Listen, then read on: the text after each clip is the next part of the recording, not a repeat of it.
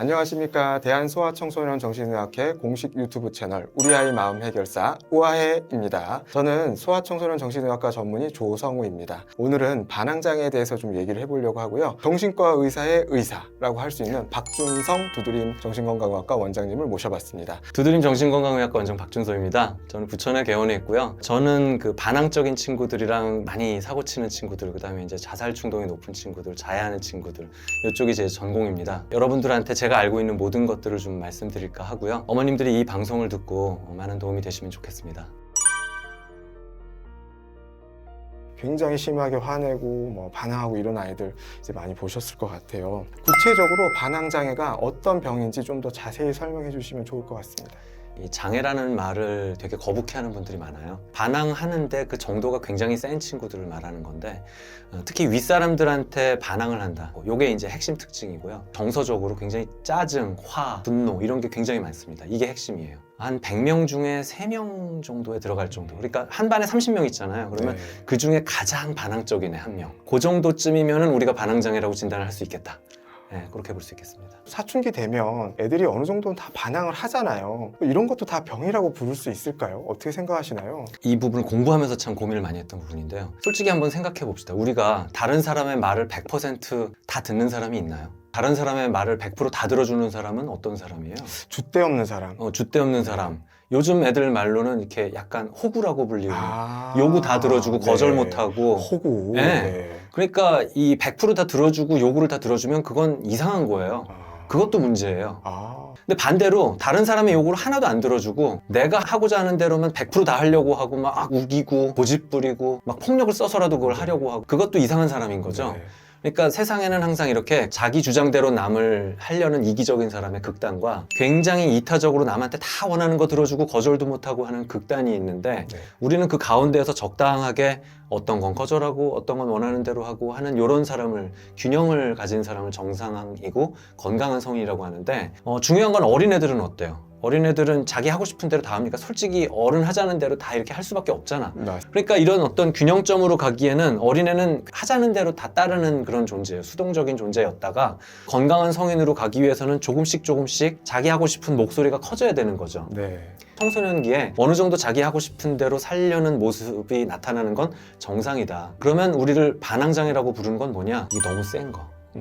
너무 이쪽으로 치우쳐진. 네. 이런 친구들이 보통 어른이 되면 뭐가 되기 쉬울까요? 다른 사람을 괴롭히고 네. 폭군처럼 굴거나, 회사에서 이런 사람이 하나 있으면 아랫사람을 굉장히 괴롭히고, 가족 중에 한 명이면 다른 사람을 약간 착취하는 느낌의 네. 약간 좀 나쁜 사람으로 네. 이렇게 분류게 돼. 네. 그럴 가능성이 많은 거죠. 네. 결국 미묘하지만 너무 심하면 병이 될 수 있다, 이렇게 그렇죠. 봐야 예. 될 것 같습니다. 네. 반항장애를 갖고 있는 아이들이 나중에 어른이 되면 정말 이제 말씀하신 것처럼 다 이렇게 문제가 되는 사람이 될까요? 반항장애라고 우리가 진단한 청소년기에 상당히 심했던 애들조차도 네. 쭉 추적 관찰을 10년, 20년 해보니까 성인이 되면 3분의 2는 괜찮게 산대요. 참 다행스러운 얘기죠. 네. 사춘기만 조금 잘 네. 넘기면 네. 성인기에는 사회 일원으로서 살아갈 네. 수 있다. 3분의 1이 문제예요. 어떻게 사람이 탈을 쓰고 저럴 수가 있지라는 사람으로 갈 확률이 또 있긴 있어요. 네. 청소년기에 특히 증상이 심했을 때, 이럴 때 나중에 특히 좀 안 좋게 되는 경우가 많기 때문에 네. 가벼우면 좀 지켜보실 수도 있겠으나, 네.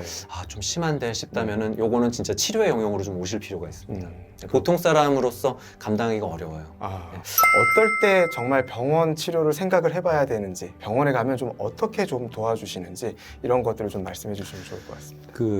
이 친구들이 많이 지적당하는 순간이 초등학교 고학년 때입니다. 중학교 때는 약간 이미 늦은 느낌이 좀 있고요.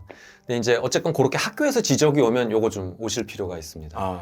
애가 뭐 너무 버릇없이 군다, 뭐 이런 문제가 나타나면은 그땐 꼭 오시는 게 좋을 것 같습니다. 그 다음에 집에서 엄마 아빠가 너무 힘들어, 내가 느끼기에 얘가 너무 버거워, 이런 느낌 드시면은 이건 이미 오셔야 될 때가 된 겁니다.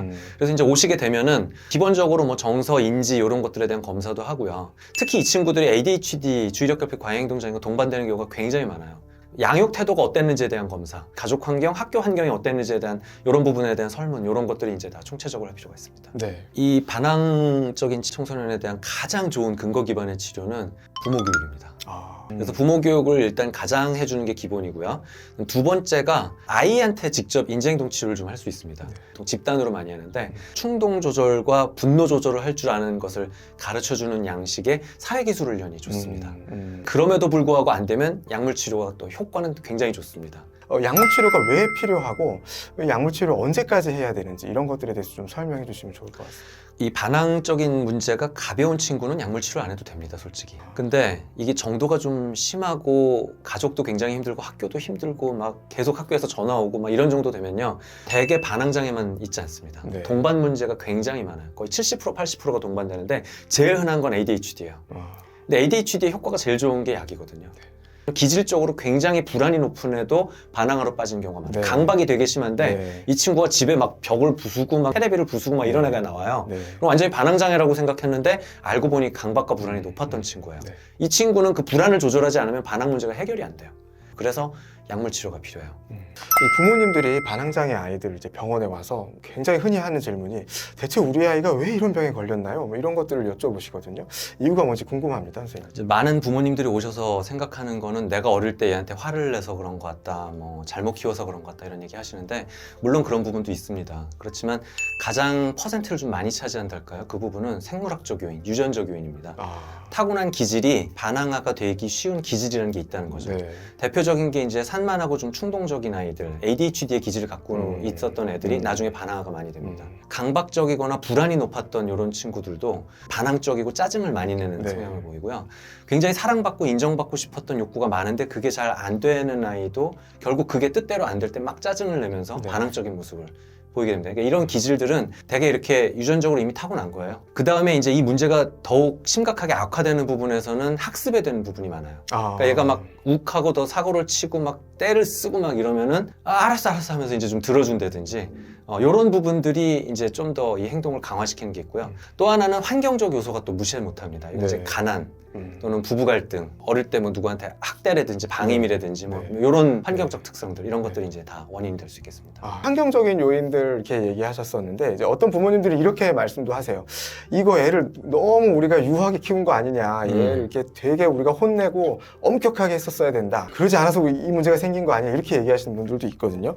선생님께서는 어떻게 생각하시나요? 애들을 때려서 키웠어야 될까요? 행동치료 쪽이랑 놀이치료나 이쪽을 주로 하시는 선생님들이 대립되는 부분인데요. 행동주의 쪽에서는 처벌 내지는 제재도 필요하다고 봐요. 네. 저도 행동주의자거든요, 네. 기본적으로. 근데 이 놀이치료하는 쪽에서는 깃털로도 때리지 말라고 말씀하세요. 네. 저희는 이렇게 말씀드립니다. 아이가 문제 행동을 했을 때 처벌을 안 하고 그냥 두잖아요. 그러니까 살인을 했는데 그냥 두면 사회가 어떻게 될까요? 무슨 영화에 나오는 네. 무슨 네. 악으로 가득 찬 네. 도시처럼 네. 완전히 이건 마비가 돼버려요. 아비규환이 돼요. 그래서 우리는 잘못된 행동에 대해서는 제재가 필요하긴 합니다. 그런데 제재를 너무 강하게 하면 어떻게 될까요? 마음속에 막 반항심을 갖고 있다가 나중에 체격이 커질 때 아빠를 때려요. 그렇기 때문에 저희가 권하는 거는 너무 강하게 억압하는 것도 좋지 않다. 너무 다 허용하는 것도 좋지 않다. 그럼 저희가 권하는 답은 이제 균형이 중요해요. 적절한 제재가 딱 합리적으로 들어가는 것이 좋다. 이렇게. 실제로 이것들을 어떻게 이제 적용을 하는가에 대해서 굉장히 많은 고민들을 하실 것 같은데 박준성 선생님께서 그런 부모님들에게 이제 이런 친구들을 대하는 어떤 방식, 좀 소소한 팁 이런 것들을 조금 알려주시면 좀 도움이 될 것 같습니다. 한두 개가 아니라 너무 많아서요. 저도 네. 좀 보고 읽어드리겠습니다. 일단 하나 제가 너무 많이 말씀드리는 거는 잔소리를 좀 줄이세요예요. 근데 부모님들이 바로 제가 이 말을 하면 안 할 수가 없는데요. 맞습니다. 애가 말을 안 듣는데 어떻게 잔소리를 안 해요? 이 잔소리라는 게 지시를 반복하는 거예요. 그리고 애가 그걸 할 때까지 계속 하는 거예요. 그래서 애가 결국에는 괴로워서라도 그걸 하게 만드는 방식이 이 잔소리인데요. 이걸 하면은 어릴 땐 들어요. 근데 이제 초6에서 중1 올라가기 시작하면 이제 반대로 뒤집어집니다. 애가 키가 엄마만큼 커지는 순간부터 네. 애가 엄마한테 잔소리를 하기 시작해요. 점점 폭력적으로 말하고요. 굉장히 위험한 방법이에요. 그래서 말은 줄이세요. 짧게. 한 마디, 두 마디로. 그다음 두 번째, 제가 진짜 많이 하는 말 중에 하나가 이름 부르지 마세요. 예를 들면? 예를 들면 준성아 너 그거 하지 말랬지. 준성아 좀 일로 오라고. 준성아 이불 좀 개고. 아들 하나밖에 없는데 이름을 네. 그렇게 불러요. 최대한 조사 빼고 할 말만 핵심을 하시라는 게 이제 중요하고요. 네. 그 다음에 이제 너무 단정적으로 말하지 마세요. 넌 이렇게 하면 넌 안 돼. 넌 그러면 내쫓을 거야. 뭔가 이렇게 굉장히 확신을 갖고 얘기를 하면은 아이가 그 말에 좀 잘 들어줄 것 같은 생각을 하거든요. 네. 근데 그렇게 확신을 가지고 얘기를 하는데 애가 안 해. 안 하고 나서 보니까 큰일이 없어.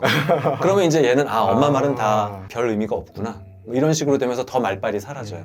확정적으로 얘기하지 마시고 그렇게 되면 이렇게 될 가능성이 높아 라고 이제 가능성으로 표현해 주시는 것이 훨씬 안전한 것 같습니다. 그 다음에 어머님들 중에 보상을 되게 두려워하시는 분들이 많아요.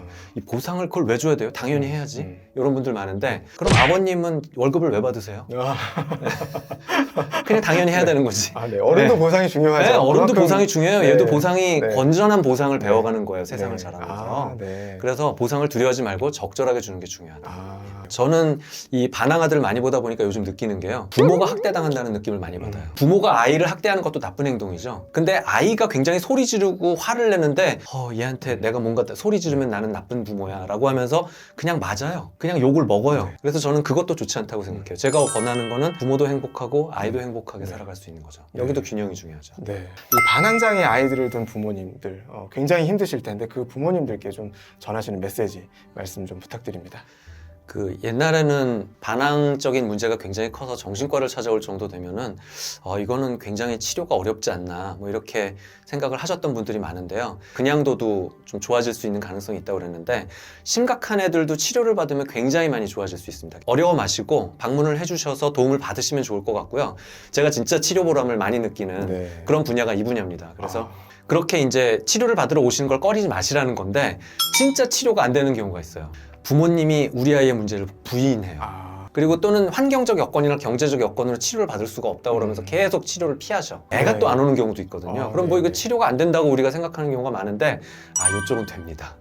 네, 이쪽은 부모 교육이 아까 효과가 있다고 그랬잖아요. 네, 그러니까 네, 네. 부모님만 배워도 네. 좀 좋아지는 경험을 네. 하실 수 있습니다. 네. 오늘 저희가 박준성 원장님이랑 반항장애에 대해서 좀 얘기를 해봤습니다. 좀 더 많은 도움을 받기 위해선 박준성 원장님 병원을 방문해 보시면 도움이 될 것 같습니다. 우리 소아청소년 선생님들 다 방문해도 좋습니다. 네. 다 잘 배우셨습니다. 네. 예. 오늘 좋은 말씀 감사했습니다. 네, 감사합니다. 감사합니다.